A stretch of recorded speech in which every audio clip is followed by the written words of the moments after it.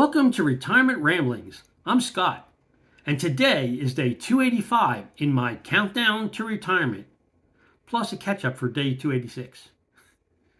So, for day 286, on yesterday's update, I forgot to mention that as part of my spring cleaning process, I changed out our refrigerator water filter. And we use the GE RPWFE refrigerator filter. And so that one's certified to reduce, chlorine resistant cysts, 99% of PFOA and PFOS, which is the forever chemicals, and then select pharmaceuticals, which include things like ibuprofen, progesterone, trimethoprim, and a bunch of other stuff that I don't know why that would be in the water, but it's certified to get rid of it, and as well as like 50 other impurities. So I know that like my son uses zero, I think it's called zero water. We have Brita and some other things for like pitchers, but the filter in the refrigerator, I know makes the water as pristine as we can make it, both for water and for ice. So it lasts roughly 6 months. So I change it out kind of in the spring and in the fall, and then we're usually good. So I took care of that, and then Friday was a pretty stressful day. So I spent probably until 7:30, 8 o'clock at night working on stuff for work, and then I had spent 3.5 hours or so on the phone with my boss, or who I thought was going to be my boss, which may or may not end up being my boss, because as part of my conversation with him, he told me that he hadn't anticipated having a slot on his team for me. So he thought I was going to end up on this other C-suite guy's team, or that he thought I was going to apply for this VP role that we have open, which I'm not. I explained to him why I'm not. And then as part of that explanation, obviously it became apparent that I was going to retire. And so then that actually kind of triggered an interesting thought on his part, where he's being required to hire a bunch of people in another country for cost containment reasons. And so given that he now knows that I'm going to be leaving at the end of the year, or at least that's my plan, if I don't get let go sooner, he's going to think about it over the weekend and see whether or not he can justify, because he's got a meeting first thing in the morning on Monday with our CEO, and he's finalizing his org chart to see if he can justify having me as a quote internal consultant, so that he would know exactly when I'm leaving. He could then assign all of the particular strategic projects that he wants to get accomplished in fiscal year 2025 to me to manage, and then he'd know that my cost and associated benefits would go away at the end of the year, and so he wouldn't have to budget that into fiscal 2026. So that might work for him. So we'll find out. Otherwise, I will find out more than likely in about 10, was it, today's the 22nd? So in 9 days, whether or not I'm still employed, if there's a slot on his team, or the other guy wants me or not want me. So at the end of March, I guess I'll figure it out. And if I'm still employed on April 1st, then I guess it'll go till the end of the year. Anyway, again, pretty stressful day, and I still got to do work for him over the weekend in advance of his meeting on Monday with the CEO. But as part of that, pretty much at the end of the day, that's why I didn't do a video. I was just totally burnt out, and so I just sat down on the couch and started vegging out, catching up on some shows I hadn't seen earlier. So like the new Reacher came out on Thursday, I think, on Amazon Prime, so I watched that on Friday. I hadn't got a chance yet to watch FBI from Tuesday, so I watched that. And then after that, I decided to watch some YouTube videos instead of going on and watching like Watson, which I still haven't caught up on, and a couple other programs.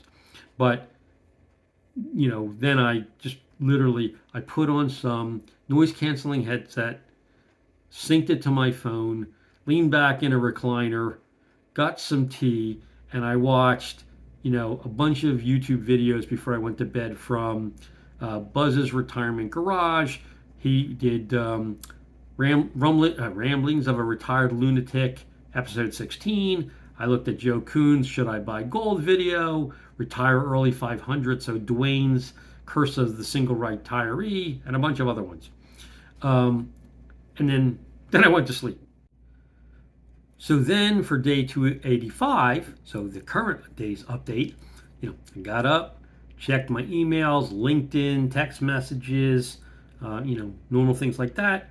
And then I also started watching some YouTube videos, and I specifically watched John and Bev, the Retirement Travelers, video on why we quit RV life, which actually is a positive, but they go through all the pros and cons of spending 2 years on the road in an Airstream. So I found that video pretty interesting. Anyway, then I decided that we were going to have a roast for dinner. So since that takes several hours, many hours, I started preparing the roast for dinner. So I minced 3 large garlic cloves. I chopped up a medium onion. I measured out a teaspoon of Italian seasoning, and then a half a teaspoon of granulated garlic, and half a teaspoon of black pepper, and then 2 heaping, and I mean heaping, teaspoons of Better Than Bullion's organic roasted beef base, and then 8 cups of filtered water. So I end up putting the beef base in the water. In a pot, 8 cups of water on top of that. Start to heat it up on medium-high heat so that it dissolves thoroughly, and then I take the onion and I saute that until it's softened and brown, and then I add in the minced garlic. Do that for about another minute or two to make sure the bitterness gets cooked out of it. Then I take the onion, the garlic, I throw that into the beef broth, and then I add back in, the Italian seasoning, the pepper, and the garlic. Mix that all up. Make sure that it blends together. Then I grab the Dutch oven. Took 3.5 pound beef chuck roast that I bought at Kroger, and they had it on sale for $6.99 a pound. So I know the package says $8.99, but it was actually $6.99 a pound with a digital coupon this week. So I got that, throw that in the Dutch oven, and then I liberally seasoned that with salt and kosher salt and black pepper on all sides, and then poured in about 6 of the 8 cups of the broth so that it fully covered the meat. Reserved 2 cups for later because it evaporates over the long period of time that it's cooking. Stuck it in the oven at 350 preheated 350 degree oven, and then kind of went on with my day. And so going on for my day is my normal Saturday, do my weekly portfolio analysis. This week we were up, so that was good. So now we're marginally positive for the year. So I was happy about that because nobody likes to be negative. And so then I continued with my spring cleaning process. So to continue there, I decided that my food prep drawer and the drawer we keep our silverware in, which is really overflow of food prep, both of those drawers, were getting ridiculously cramped with stuff, some of which I don't even know what it is. But anyway, I decided I was going to take everything out of the drawers, organize the drawers, take everything out, clean the drawers, so anything that kind of fell down in the drawers or whatever, I would get cleaned up, wipe them down, and then I would kind of put everything back that I was going to actually be using over the next year, and the stuff that I didn't think I'd be using, I basically I have a storage bin that I keep in our walk-in pantry, and uh, if I decide, oh, I really do need it, I know where to go get the stuff. But basically, I don't want it taking up space in something that, I'm always going into for virtually every meal to get something prepped. So anyway, so I'm just going to kind of step through when I took the stuff out. I was trying to figure out what it was, so I took quick photographs of each of the things groupings that I took out before I then cleaned it back up. And so, the first grouping was cut resistant gloves and multiple size scoops, multiple size whisks, shrimp deveiner, a vegetable peeler, and that was followed by the next grouping of multiple garlic presses, a meat tenderizer, a lemon juicer, speed peeler, another shrimp deveiner, and a nutcracker.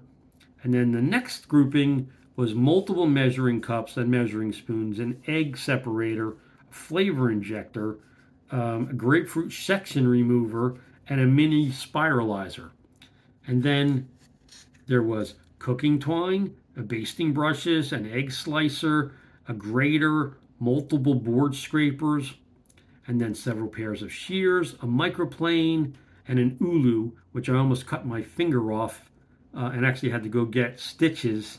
And I know you won't be able to see it, but on the end of my finger, there's a scar here that required a hand surgeon to put the stuff back on because um, my parents went to Alaska, brought this thing back for me, and it was so incredibly sharp that like you could take a hair, yank it out of your head, drop it, and then it would fall, hit the blade, and just slice it right in half. I mean, it was so sharp, and even with cut resistant gloves or whatever, at least the ones I had back then, didn't matter. Went right through it like it wasn't even there. So I almost never use the thing anymore. I'm just too scared to use it. Um, anyway, then I have a knife block. I have a variety of knives, cleavers, and a sharpening steel. So, like I said, I cleaned the drawers, I vacuumed them out, um, I wiped them down, and then I put back what I'm going to plan on using. And then I have a handy dandy electric sharpener that I've had for many years. And for those of you who are going to tell me right away, it's going to ruin the knives or whatever, like, don't bother. Like, I have sharpening stones. I know how to use them on my fine knives. Like once a year, I'll take the time where I'll sit there for an hour or whatever and go and sharpen the finer knives with the 1,000 grit or 600 grit sharpening stones. But for my everyday knives that I need to make sure they're sharpened, every couple of weeks, so that you don't hurt yourself and they're sharp enough to not like slice your finger off, but they're sharp enough to do the job they're intended for. I use this electric sharpener. It works really good. Depending on how rough or not rough the knife condition is for that particular period of time, I need to only run it through the sharpener somewhere between 5 and 10 times. I do that, and there's 3 different sections depending on, again, what you need to do. I run it through, for argument's sake, let's just say 10 times on section 2 and then 10 times on section 3, which is really the blade polisher. So it makes sure that you're getting a 20-degree or 15-degree, depending on what you need, edge on your knife. So I use that. I cleaned up, go through all of our knives, all of our cleavers, so that I know that when I get ready to work on something, whether that's deboning or slicing or whatever, that the knife I'm using is going to cut appropriately and I'm not going to get hurt. Or I'm going to try not to get hurt. And then, uh, as anybody that's following me for a long time knows, I grill out a lot. Well, I got a Dyna-Glo grill, I don't know, maybe 3 years ago now. And this has nothing to do with this particular brand. I've had Charbroil before. I've had Weber. Like, it doesn't really matter what grill I get.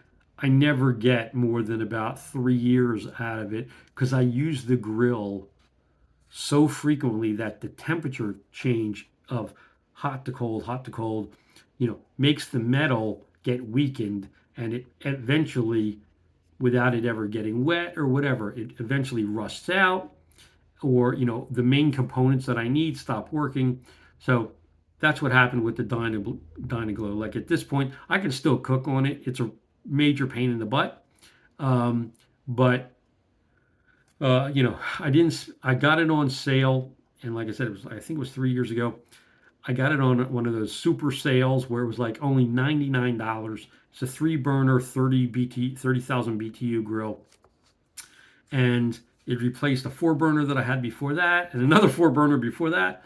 So anyway, I decided to look online today and see if I could find a suitable replacement at a price point that I was willing to pay, because I don't want to, for what I'm doing with it, it's just my wife and I don't need to cook 30 burgers or, giant amounts of hot dogs or chicken or whatever at any one time. So I could get by with a two burner, but I really like the three burner because it, at least in my opinion, it um, circulates the heat in a very uniform pattern throughout the entire grill, front to back and side to side. And so I just like being able to manipulate the heat, either hotter on one side or not, because it's got three, so that I can do what I need to do when cooking. That being said, I went out, I looked online, I found a charbroil version of the Dynaglow basically that I currently have, and they had their spring sale going on, so it was going to be $149 plus tax. So they said they had one in stock. Well, I drove over there with my truck. They actually had two. They were already assembled. I bought one of them. The guy helped me flip it into the truck. Um, Drove home. My wife helped me flip it out of the truck. And so then I just set it out on the back porch because it was sitting outside assembled at Lowe's. It's already dusty. And because we already have pollen coming in Atlanta, it's covered in pollen as well. So tomorrow I will, wipe it down. I'll oil the grills to prep them, and then I'll dismantle the rusted unit that I have and prepare to get that one taken to the dump, which will cost me $14 to get rid of it. So, it is what it is. But anyway, I'll have a new grill, which hopefully will last me for another 2, 3 years before I have to replace that one. So then when I got back from Lowe's, the roast I had made was ready. Actually, it was probably ready before I even went. I had turned the heat down for the last hour to 250 degrees and just let it finish, because I wasn't sure how long it was going to take me. So anyway, got back. It was ready. I made my wife some mashed potatoes, and because I'm staying low carb, I didn't end up adding any vegetables into the roast when I cooked it this time. Normally I put in red potatoes and carrots, but I left those out so that I would be able to eat this as well as her. And so then she doesn't like any of the connective tissue associated with the meat, so I use two forks. I, shred it, get rid of the connective tissue, take that out, and then we sat down and ate the roast. I had mine with just the meat. She had hers. Basically, took the mashed potatoes, made it like almost like a shepherd's pie. Put the hole in the middle, put the meat and juice and everything in that, and then she ended up eating that.